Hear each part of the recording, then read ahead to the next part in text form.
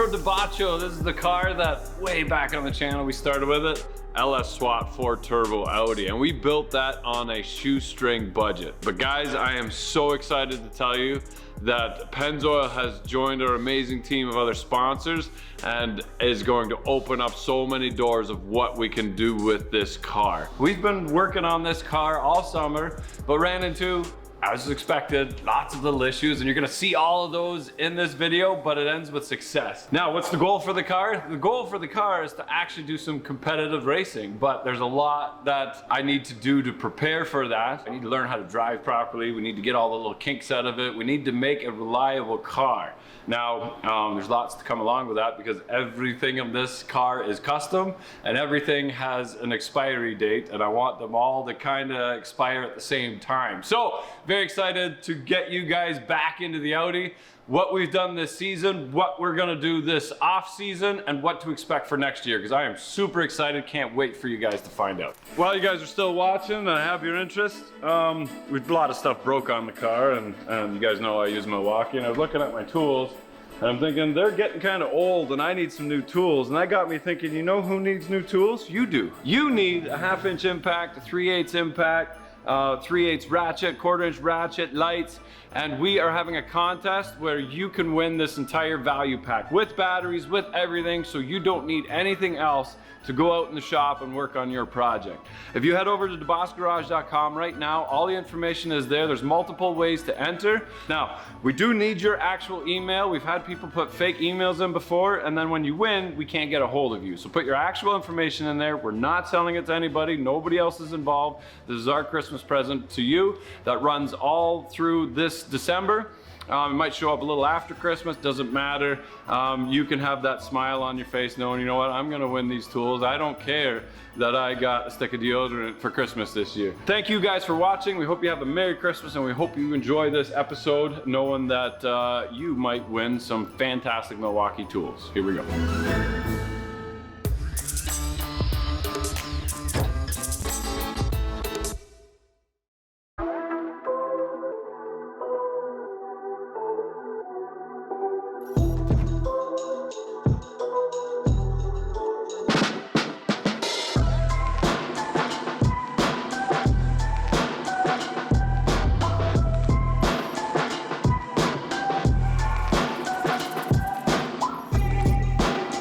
So that is the fiberglass bumper. Carbon fiber on the roof where our roof scoop is now at the front rather than the back. Don't want to die, so we're also going to install a proper fuel tank.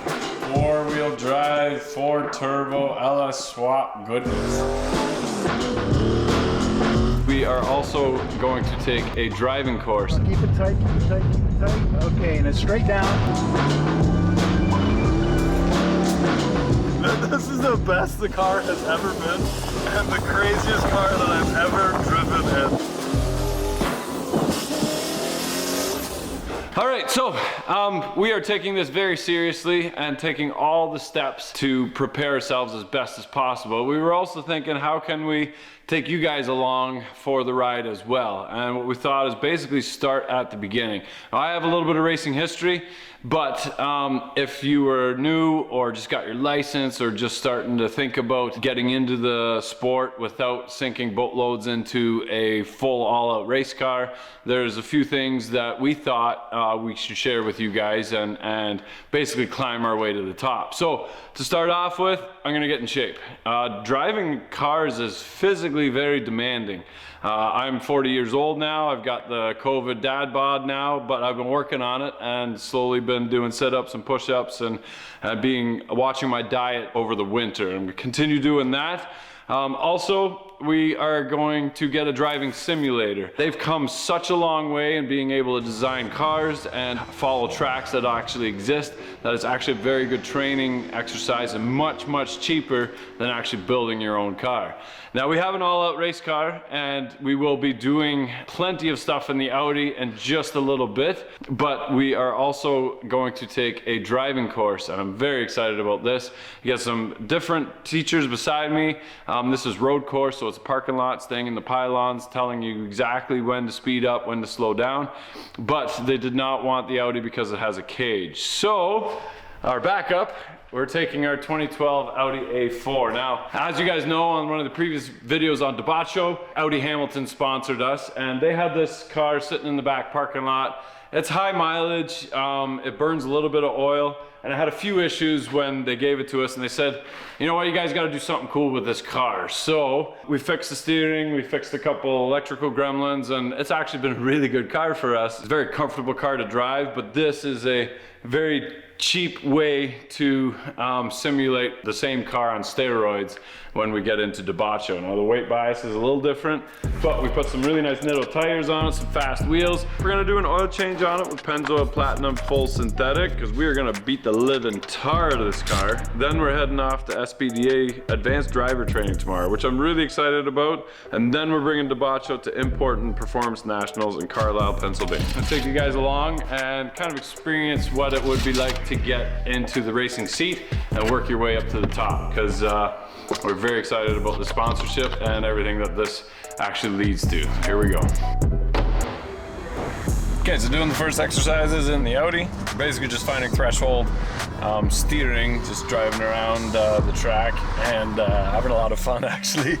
At SPDA, I highly recommend the course for beginners right to experience. A really good in-class theory about setting cars up, what to expect, and then doing it out practically out in the course. So we're gonna do a lot of road course stuff this afternoon, a little bit more theory and practical application this morning, and then from here we'll go to the racetrack and start working on our own cars with instructors there. So here we go. There's a very large range of people, from experience to guys taking new cars out for the first time, so they're kind of babying it, but yeah, really good. The one guy got in the middle of it, he's like, wow, you're not shy. He's like, no. And it's nice because there's a pile of different instructors, so you get a large range of experience. You can always ask questions. One guy will tell you slightly different than the other, put it all together and make your own formula, so very cool.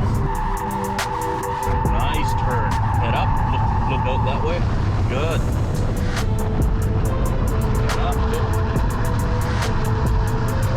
Oh, nice. Beautiful transition. I want you to get on the brakes harder. Use them. Okay. Right? Okay. So whatever pressure level you're hitting the brakes at, increase it, add more to it, add like another 25%. So now you know you have boost lag. What you want to work on is not getting your RPMs to drop that much. Yeah. I watched your head, it was good. You made one mistake at the top. How do you feel? Yeah, I think that was probably my best one so far. I don't think I could have braked much later. I started to slide a little bit. You want to be 2 elements ahead. You got to see what's coming and then plan what you're doing on the next turn, and your braking point, your acceleration point, and your turning point based on what you have to do next, not what you're doing now. Okay, through here, straight through here. Okay, up and around, tight, down the hill, patient, turn, throw it back, tight, okay, and it's straight down. Where do you think your eyes were? I think I was looking farther ahead. Yeah. Great job. That was fantastic. Yeah, that was thank like performance quality. Oh, thank you. Yeah. Appreciate that. Yeah. If you hit the end cone, if it falls over or if it pops over and is outside the chalk mark, it's 2 seconds. Okay. And 2 seconds in auto slalom is an eternity. Right. You can't gain that. No. Because these guys who run auto slalom will be within fractions of tenths of each other. Wow. Mike Aversa, here, the guy, the long-haired guy who's been working the track. Yep. He is like, he's one of the best auto slalomers in North America. Oh, wow.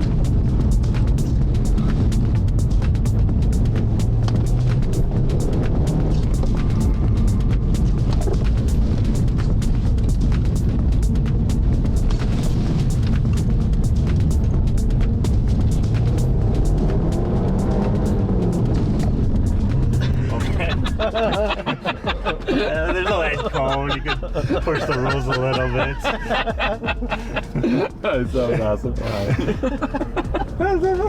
Doesn't feel its weight, that's for sure. No, like it's a decent car. That's without a tune. Everything's stock. Yeah. So I think there's a bit of a delay. Like probably could have gone on earlier, a little bit on some of the corners there. Yeah. But overall, it wasn't bad. Awesome. Well, thank you very much. Yeah, no worries. Yeah.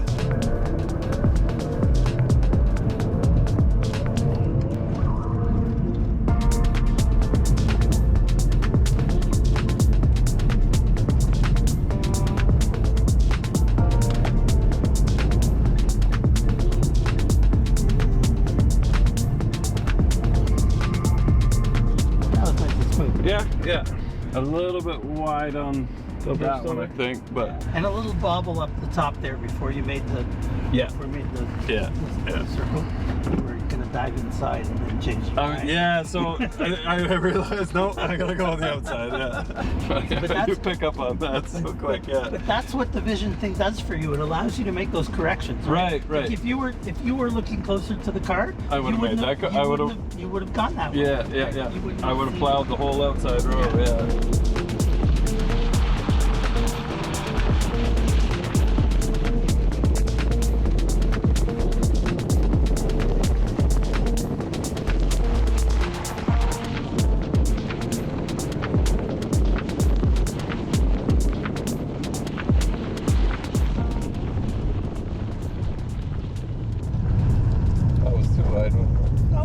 No? Yeah. Now you're really Yeah, now I really have the cars. Shit. That's because you were I was busy thinking about how good you did. Right? No, I was too busy thinking about going how I went wide on that first one, yeah. See how easy it is to be distracted? Yeah, you really gotta focus, you really gotta think. Right? It's not like the track where you got that long straightaway to get ready for the next setup. That's right. Yeah. So that was a lot of fun, thank you. Pleasure, thanks. You should come race sometime, it's fun. Yeah, absolutely will. All right, if you guys have been following the channel, you know we've had a very busy summer. We built the 55, we finished our tow pig along with a couple other projects, and built that low boy, which had to be outside. But we took every opportunity we could to hit the road courses and learn how to drive, talking to other drivers and getting as much experience under our belt. 55 was a ton of fun, but it doesn't handle anything like the LS Audi, but all the while I am honing my skills.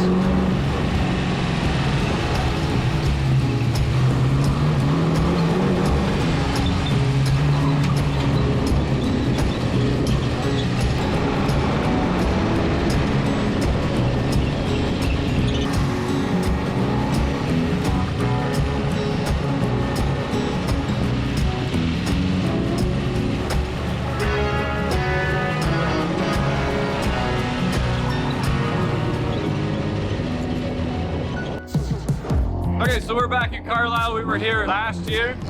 This is Import Fest, about 6 hours drive for us. And Audi is the featured make this year, so we thought we had to come. We're gonna hit the Autocross. Gonna take it slow at first, see how the car handles, and then we'll go from there, because never done Autocross in this, just road course stuff. So, yeah, kind of excited, a little nervous, but here we go.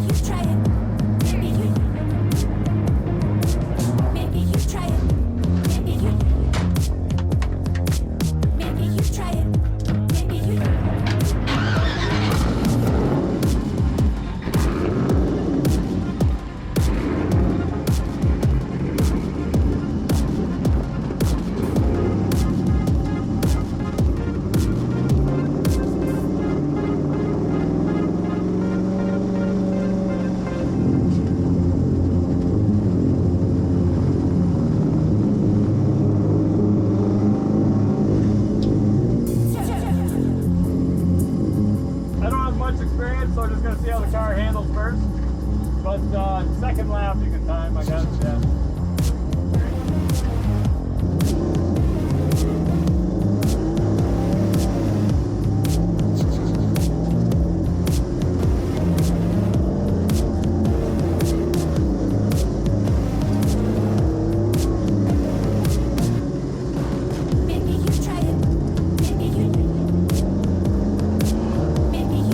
So at Carlisle, we had kind of a fluke thing happen, and it's quite embarrassing, but a really good learning opportunity. I drive a pile of different vehicles, and every one is different. We've got automatics, we've got standards, we've got transport truck, we've got tractors. All the pedals are in different locations, and when I was tired driving this road course from wrenching on the car all night and then driving 12 hours to Carlisle, when I thought I was hitting the brake, I was actually hitting the clutch. I thought I lost all my brakes and was pumping the pedal. I hit what I thought was the brake and kept going. I shut the car off. Figured I can let go of the clutch and just keep it in gear and slow the car down that way. I wasn't going that fast.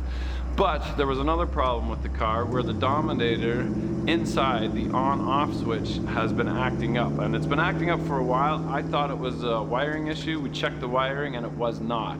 So sometimes it wouldn't turn on and sometimes it wouldn't turn off. I had to flick that toggle switch a couple times, and that is on a main solenoid where the whole car shuts off.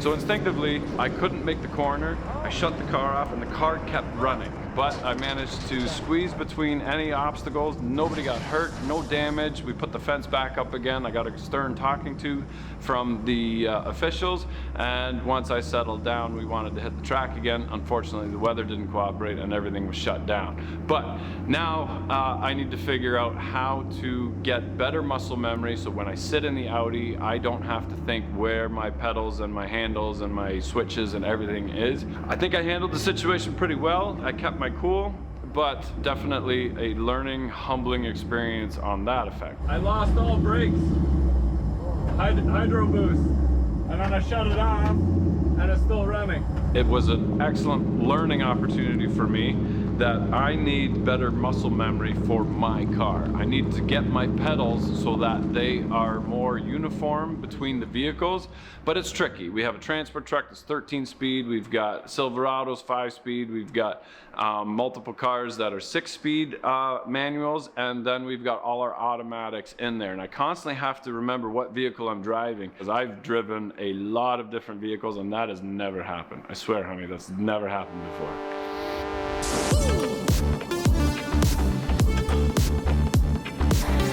Alright, so coming back from Carlisle, I realized my boost was coming in really late, so looking at the tune, and I think somebody somewhere along the way, because I didn't look at it, put a safety on the wastegate, meaning that they, as soon as it sees 50 psi, revert to wastegate. But we don't want that because we've got 50 psi from our air tanks pushing that on all the time. I wanted instant control rather than running off manifold boost.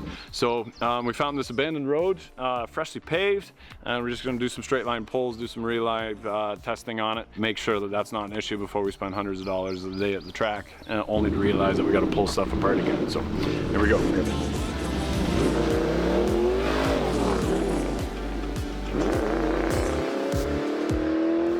We're gonna have some dinner, check some data logs. We've got the master here, Brad. he's learning lots too. We'll see what happens after supper, but instantly we've got boost now. I want to know what RPM we're at when we see that boost. Yeah.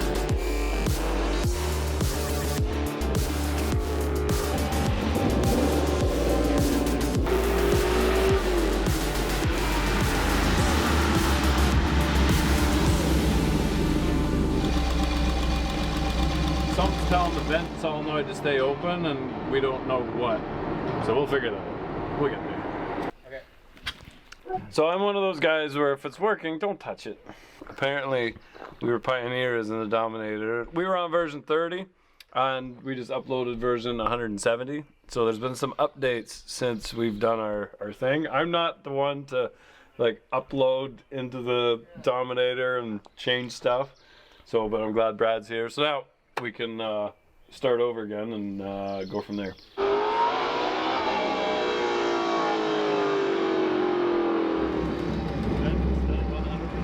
Yeah, but I don't think it changed at all. Last time it was dropping, which made boost go up. So what if you go into the outputs and you enable the other two and disable those two? Alright, let's try that.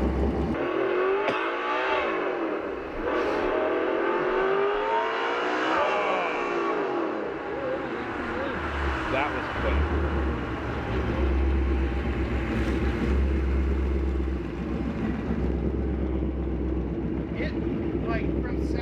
Are you going first, second? Yeah. You're not hitting third? No. Like That's just first and second gear. Like when you're hitting second, you start to, like you boogie. So racing is like gambling, where it's not going right, it's leaking, it's smoking, it's overheating, it's braking, it's making noise, it's unsafe. And then all of a sudden the stars align and you get that click and the ding, ding, ding, ding, ding, and the car is running exactly the way it's supposed to. And that's what motivates you to keep going. Now we built a complicated car and you can go and check out all those videos, but we're getting closer and closer and closer to getting it where I know the potential it has. One setting wrong on the boost control and one thing was wrong between the two turbos at the back. I think we got to figure it out now, so we're gonna head to the track. We're running out of the season, so I can't wait to rip this and actually start to really work on this car. So let's, we wiped her down, we're gonna load her up and we're gonna head out. Here we go.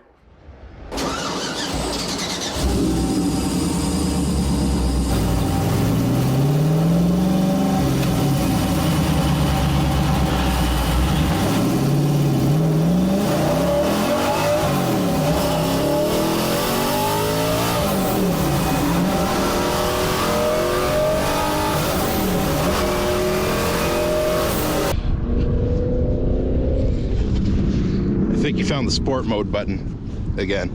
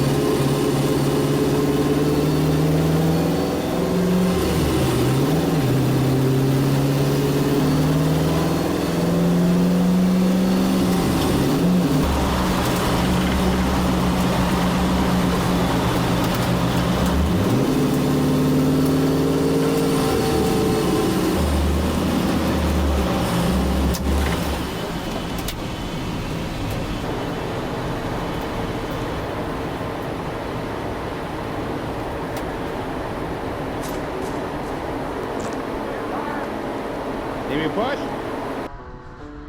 You're smoking like crazy. Yeah, I know. I lost some coolant somewhere.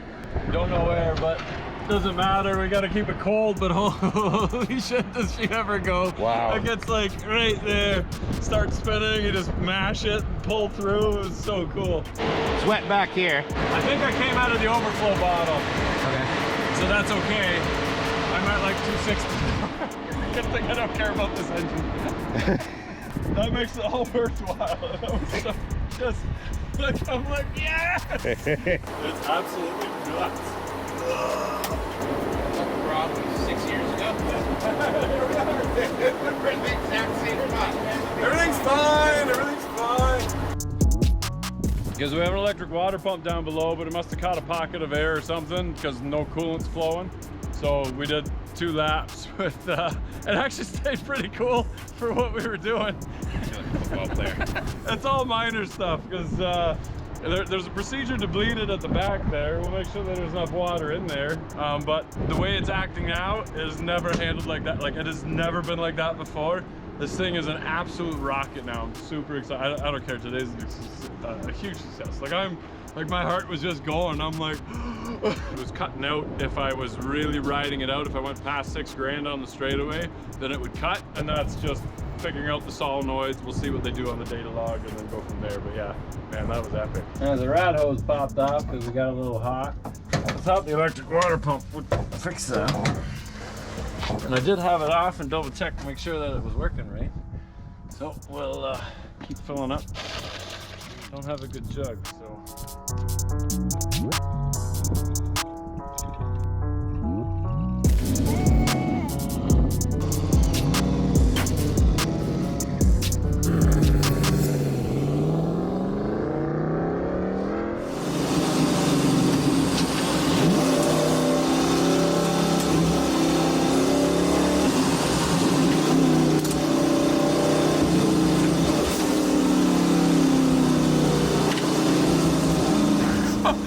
This is the best the car has ever been, and the craziest car that I've ever driven in. Like, I've driven some fun stuff, a lot of viewer builds, and a lot of fun stuff, and this thing is absolutely insane. Like, this is what I felt in snippets, and I'm getting closer.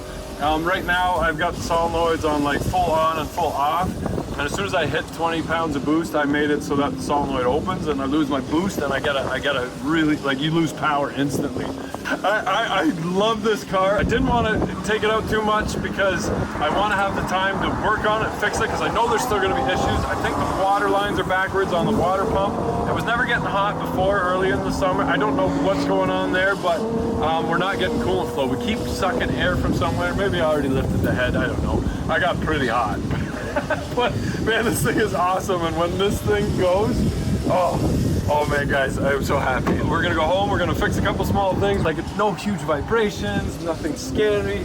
The brakes were all good.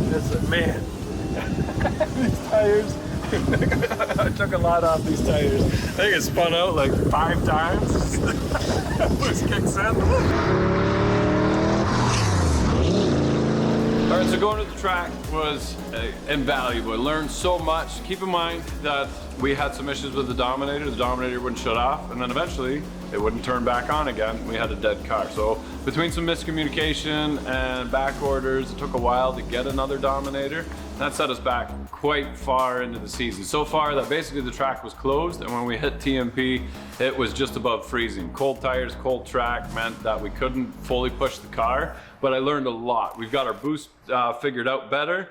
I got the solenoids working and communicating. It cuts out at 20 PSI of boost. And that happens rather quickly. Unfortunately, I had the solenoid full open and my brain's just all over the place. I need to modulate the solenoid so that I can maintain that 20 pounds of boost rather than losing it. So it's going from like 600 horsepower to like 300 because you lose all that boost and now you're just NA. So we're gonna continue working on that. I was hoping to hit the quarter mile. That wasn't possible. They were already closed, but we will do that next year along with a pile of other stuff. Other things I learned is that shifting takes a long time. I'm losing a lot of time between my shifts. So we're gonna hit up Peter from Drive Sport and build a dog box for it. Basically, I want 2 separate drive lines for this. One as a spare. We're learning and watching other channels. They go to the track, and especially Pikes Peak, they train all week, they practice all week, and then they destroy their car throughout the week. And a lot of them didn't even make it to the peak on the last race day because the car was already broken. It doesn't take much to break these cars when you're pushing them that hard, and we're sorting the car out as we go. I also know that so far it's been just me working on the car. I built this car. We had Peter build the transmission and Scott build the engine and things like that, but it's me transporting the car, working on the car, and driving the car. So I do need a team. So Brad and Andy will be joining us as much as they possibly can, but I will never be a full race team. We are just having a pile of fun, and the opportunities that this car has brought us has been amazing. I want to thank each one of you. Go back and watch the older videos from when we raced Ferretti and Cletus and Dude in Blue and all those other guys. I'm super proud of this car and realize that, you know, one wrong click in the tune or one wrong hose or one sensor going can do a lot of damage and really set you back, but just keep trying, keep going, and we're gonna keep doing that. We're still having fun doing it. And really thank you guys for coming along for the ride. Go to our website, make sure you enter to win those tools so you can build your own stuff as well. And definitely stay tuned. We got a pile more stuff coming up on this car and a very exciting season coming up. We've got our F350 to tow it. We're all set to hit different tracks and keep experimenting, keep breaking, keep fixing, and keep getting better. So remember, if you're not filthy, you're not rich. Get out there and work on it, and keep cheering us on, because we're just gonna keep going anyway. Here we go.